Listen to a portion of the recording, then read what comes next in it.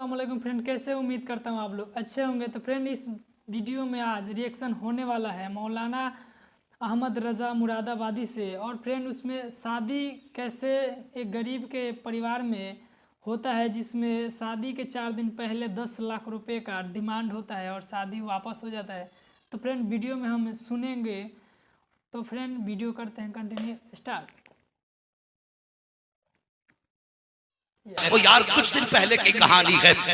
एक ठेला लगाने वाला उसने बेटी का रिश्ता किया। जब रिश्ता किया, लड़के वालों ने कहा हम कुछ नहीं मांगेंगे, सिर्फ बेटी दे देना। जब निकाह के 4 दिन बाकी रह गए, लड़के वालों ने दबाव डाला कि हमें 10 लाख कैश दो वरना हम ये रिश्ता तोड़ते हैं। अल्लाह अकबर साहिब। और यार तलाक देना तो बहुत बड़ा ऐब होता है। अगर रिश्ते हो के छूट जाया करते हैं तब बेटियों के रिश्ते मुश्किल से हुआ करते हैं, और रिश्ते होने के बाद तो छोड़ो, लोग देख के चले जाते हैं और इनकार करते हैं, तब भी बेटी को ऐबदार मानता है मुआशरा कि क्या हुआ, क्यों रिश्ता नहीं हुआ। लेकिन सोचो, जब किसी भी बेटी के लिए शादी से 4 दिन पहले ये बात कही जाती है कि निकाह तोड़ दिया, ये रिश्ता तोड़ दिया जाएगा, फिर बाप के जिगर पे क्या गुजरती होगी। आओ तुम्हें बताऊं क्या गुजरी उस बाप के जिगर पे। 4 दिन निकाह को रह गए, समझाने के लोगों ने खबर भेज दी 10 लाख रुपया दो वरना हम ये रिश्ता तोड़ते हैं। अगर 10 लाख रुपए नहीं दिए गए तो हम बारात लेकर के नहीं आएंगे। गरीब बाप था, कहां से इंतजाम करता। बड़ी मन्नतों समाजत के लिए बेटी के ससुराल गया।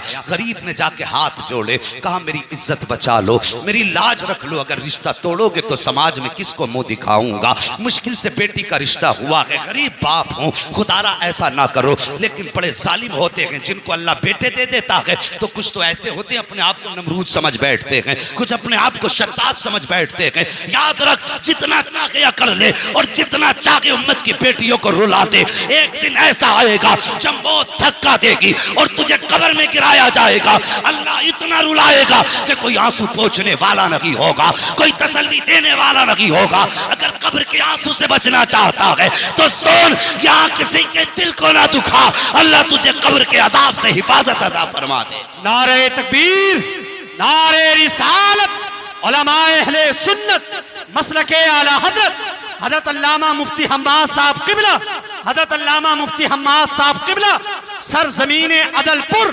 नारे तकबीर, नारे रिसाल, बहुत अच्छे, जिंदाबाद। मेहरबानी करो, किसी की बेटी को खून के आंसू न रुलाओ। सोचो, खुद अपने गरिबान में झांको। मैं गाली बकने नहीं आया, तकलीफ देने नहीं आया, बस समझाने आया हूं। अगर किसी भी बंदे के दिल में ये मर्ज हो तो निकाल के फेंक दे। और ये 4 दिन की चांदनी है, अगर तुझे जहेज मिल गया, चौराहों पे तेरी बातें भी हो गई, तो तुझे क्या मिला। जिस दिन आंख बंद हो गई सब रखा रह जाएगा। हमने तो दूल्हाओं को सेहरा उतरने से पहले मरते देखा है। हमने तो ये देखा है बारात गई है सेहरा बांध करके, लेकिन लड़का कफन में लिपट के आया है। इस जिंदगी का क्या भरोसा जवानों। अगर दौलत की भूख दिल में हो तो निकाल दो, सिर्फ एक भूख दिल में रख लो, कोई राजी हो ना हो, मदीने वाला मुस्तफा राजी हो जाए, हमसे हमारा नबी राजी हो जाए। और खुदा की कसम, जन्नत का सबसे सस्ता सौदा यह है, किसी गरीब की बेटी का हाथ थाम ले। अगर यहाँ गरीब राजी हो जाएगा, मरने के बाद खुदा तुझसे राजी हो जाए। बस ये ख्वाब देख, कोई राजी हो ना हो, मदीने वाला मुस्तफा राजी हो। अल्लाह अकबर। कौन सा दुख नहीं होता है बाप के दिल पे। अल्लाह अकबर। उसने बहुत हाथ जोड़े, और हाथ जोड़ने के बाद लोगों ने इनकार कर दिया कि नहीं, या तो 10 लाख कैश दे वरना बारात आएगी नहीं। घर वापस आया, बेटी से कहने की हिम्मत तक ना थी, इसलिए कि गरीब था। किस मुंह से बेटी से कहता कि तेरा बाप उनकी मंशा पूरी नहीं कर सकता। जब ना कह सका, उसने खत लिखा, और लिखने के बाद वो खत अपने ठेले पे रखा जिसपे वो सब्जी या सामान बेचता था। उसके बाद मौत को गले लगाया और हमेशा के लिए मीठी नींद सो गया। ओ यार सोच तो सही, जब उठ के बेटी ने खत पढ़ा, सोच क्या गुजरी होगी बेटी पे। उसने खत में लिखा था कि बेटी, मैं सारी जिंदगी तेरी खुशी के लिए जीता रहा, और मैंने तेरा रिश्ता किया था, बड़ी हसरतें थी तेरी जिंदगी के साथ। मैं चाहता था तेरा डोला मेरे निगाहों के सामने उठे, लेकिन बेटी समाज ने जीने का अधिकार छीन लिया। बेटी, जहां तेरा रिश्ता किया था उन लोगों ने मुझसे ऐसा मुतालबा किया जो तेरा बाप पूरा ना कर सका। किस मुंह से तेरा सामना करता बेटी, इसलिए मैंने मौत को गले लगा लिया। साहिब, कोई कहेगा समाज में बड़ी बड़ी बातें होती हैं, लोग कहते हैं बुरी मौत मर गया, नहीं मरना था, अजाब में मुब्तला होगा। यार ये बात अपनी जगह है कि नहीं मरना था, इस्लाम इसकी इजाजत नहीं देता, लेकिन एक बार ये भी तो सोच, ऐसी मौत मरने पे मजबूर किसने किया? क्यों मरा? जिंदगी सबको प्यारी होती है, आखिर वो क्यों मर गया? इसलिए कि हमारे जालिम समाज ने उसे जीने ना दिया। खुदारा किसी के लिए इतना बड़ा बोझ ना बना कि उसको जिंदगी मुश्किल लगने लगे। और आए दिन की तलाकें। अभी कुछ दिन पहले फोन आया था कि मौलाना कोई तावीज है जो अल्लाह बेटा दे दे। मैंने कहा किस लिए? कहा मेरे ससुराल के अंदर मुझे बहुत गालियां मिल रही हैं, मेरे घर में 3 बेटियां हो गई हैं, तो ससुराल वाले जीना हराम कर रहे हैं, अब नंबर तलाक का है। भाई ये हंसने का वक्त नहीं, ये रोने का वक्त है। ये ऐसा भी दिन हमें देखना था, इस दिन के लिए मेरे हुजूर ने पत्थर खाए थे। मुझे बताइए क्या ऐसे समाज के लिए हुजूर ने कहा था मेरी बेटी मेरे जिगर का टुकड़ा है? सोचो इस बारे में। हैरत होती है, अल्लाह अकबर, अगर किसी के शिकम से बेटियां हो रही हैं तो दिल थोड़ा न कर। मुकद्दर वाले होते हैं यार जिनके आंगन में बेटियां मुस्कुराया करती हैं, वरना देखो किसी के घर में 8 बेटे होते हैं लेकिन रौनक नहीं होती है, 10 बेटे होते हैं लेकिन रौनक नहीं होती है। और खुदा की कसम बेटा एक भी ना हो, अगर सिर्फ एक बेटी हो तो घर सामने से जन्नत नजर आया करता है।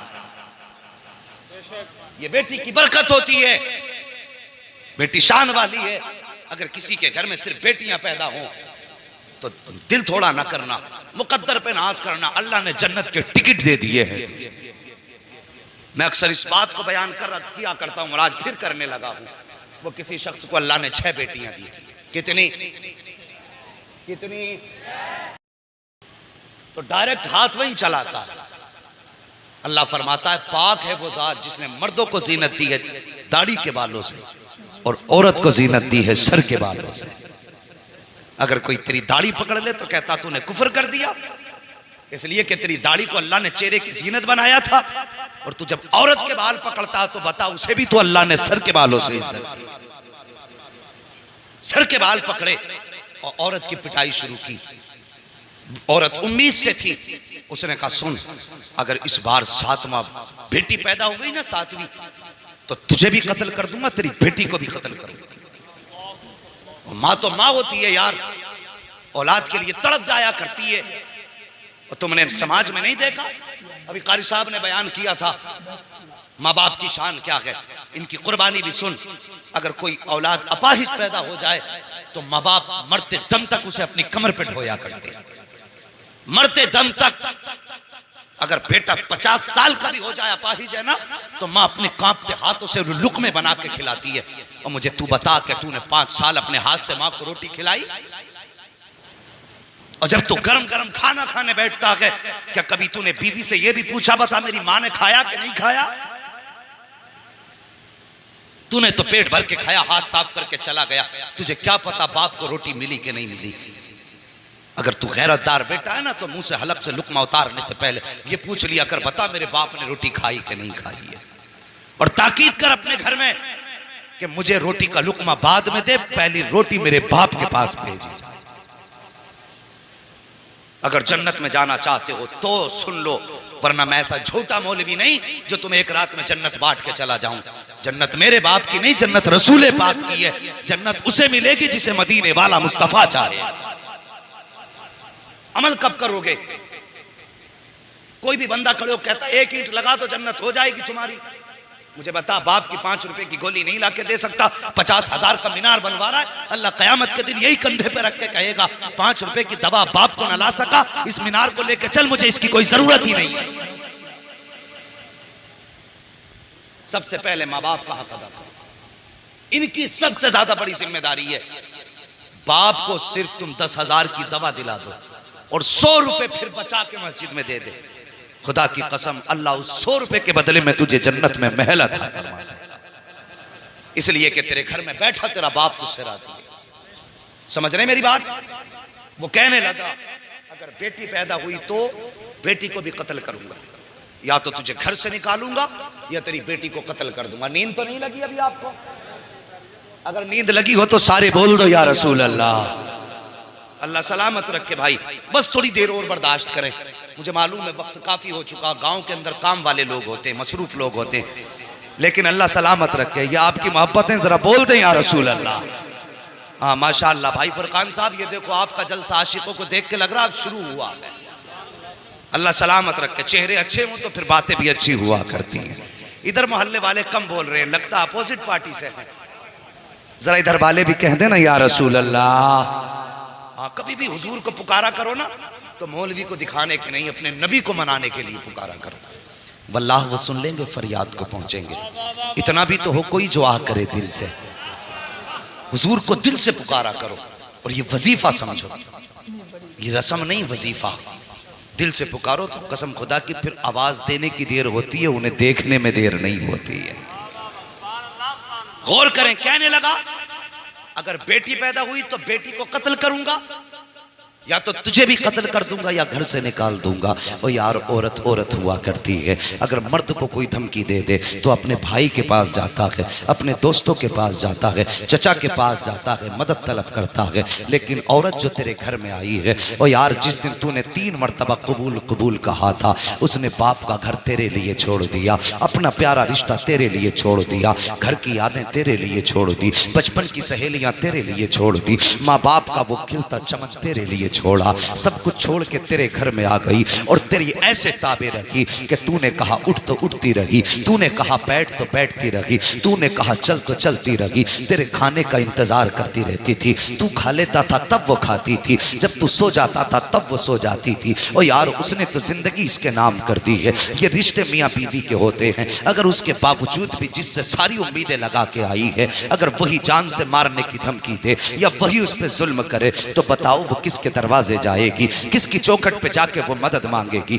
और यार क्या तुमने बीवियों की कहानियां ये नहीं देखी कि जब औरतों को शोहर मारा करते हैं, नाराज हो जाते हैं तो वो घर छोड़ के नहीं जाया करती हैं, वो तेरा दामन छोड़ के पीछा नहीं छुड़ाया करती हैं, बल्कि अगर तू नाराज है तो तेरे दाएं बाएं चक्कर लगाती रहती हैं, ये सोच करके शायद ये अब आवाज दे दे, शायद ये अब आवाज दे दे, शायद ये अब आवाज दे दे। और वो तेरी रजा के चक्कर में तेरे पीछे घूमती रही, लेकिन तुझे उस पर तरस तक न आया। अल्लाह पर तेरी इतना प्यार करने वाली, तुझे इतना चाहने वाली, तेरी जिंदगी पे जिंदगी वारने वाली, तेरे नाम पे जान कुर्बान करने वाली, अगर उसी को जान से मारने की शोहर धमकी दे तो बता वो किसके दरवाजे पे जाएगी। जब नजर उठाती है तो सिर्फ 2 दरवाजे नजर आते हैं, या तो रसूलुल्लाह का दरवाजा नजर आता है या फिर अल्लाह का दरवाजा नजर आता है, तीसरा दरवाजा नजर नहीं आता। जैसे शोहर ने कहा था अगर ये 7वीं बेटी पैदा हो गई तो याद रखना बेटी को कत्ल कर दूंगा, तुझे घर से निकाल दूंगा।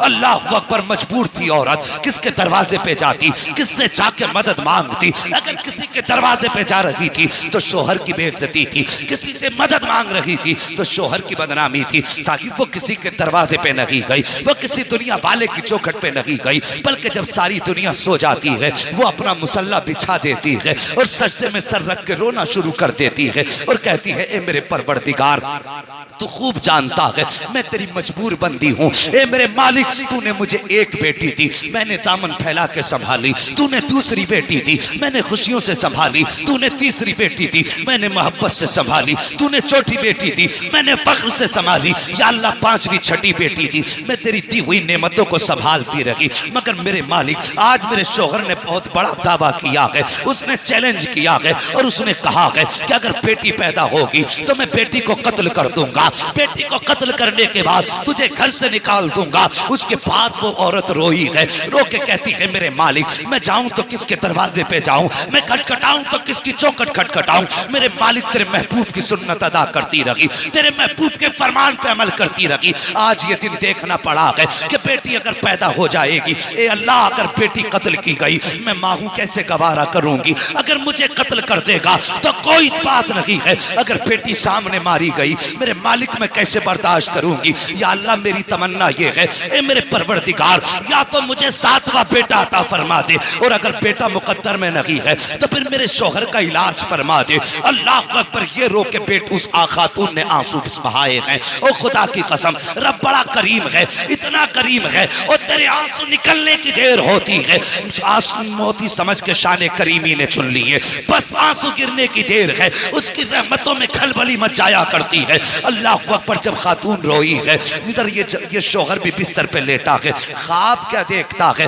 मैदान क़यामत है, हिसाबो किताब हो रहा है, अमल तोले जा रहे हैं। का जब अमल तोला गया, इसके नामे अमाल में गुनाह ही गुनाह है, हुक्म होता है फरिश्तों इसे उठा करके जहन्नम में डाल दो। वो कहता है जब फरिश्ते मुझे लेकर के चलने लगे, मैंने आवाज दे के कहा था, या अल्लाह मेरी खताओं को माफ कर दे, मेरे गुनाहों को माफ फरमा दे। आवाज कुदरत आई थी, फरिश्तों इसकी एक नहीं सुनी जाएगी, जाओ इसे दोज़ख में जाके डाल दो। अब जरा गौर करना, अल्लाह ने इसको 6 बेटियां दी थी, और पूछो इन उलमा से, जहन्नम के 7 दरवाजे बनाए गए हैं। ये कहता है जब फरिश्ते मुझे दोज़ख की तरफ लेके चले, अमल साथ न दे सके, रहमतों से भी मैं ना उम्मीद हो गया। वो कहने लगा जब फरिश्ते लेकर के चले हैं, जब जहन्नम के पहले दरवाजे पे लाए हैं, क्या देखता हूँ, पहले दरवाजे पे जहन्नम के मेरी बड़ी बेटी हाथ लगा के खड़ी हो जाती है और कहती है, या अल्लाह ये मेरा बाप है, इसने मेरी परवरिश की है, ये दोज़ख में जाएगा मुझे तकलीफ होगी, ए मेरे मालिक मैं इसे दोज़ख में जाने नहीं दूंगी।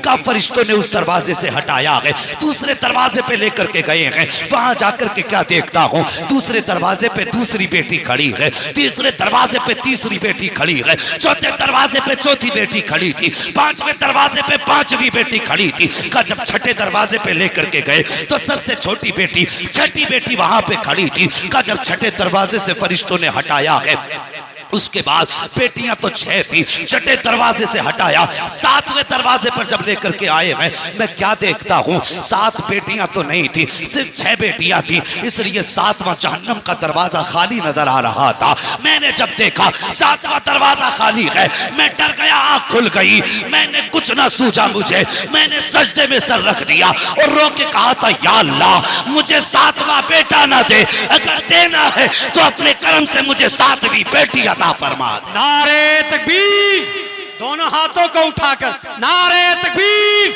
नारे रिसालत, उलमाए अहले सुन्नत मसलके आला हजरत अल्लामा मुफ्ती हम्माद साहब क़िबला, हजरत अल्लामा मुफ्ती हम्माद साहब क़िबला, सरज़मीने अदलपुर, नारे तकबीर, नारे रिसाल। अल्लाह अकबर। ये बेटी होती है, अगर तेरे आंगन में बेटियां आई हैं, दिल थोड़ा न कर, बल्कि 2 रकात और ज्यादा पढ़।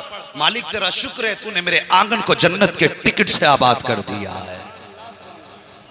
वो तो निहायत सस्ता सौदा बेच रहे हैं जन्नत का, हम मुफलिस क्या मोल चुकाएं, अपना हाथ ही खाली है।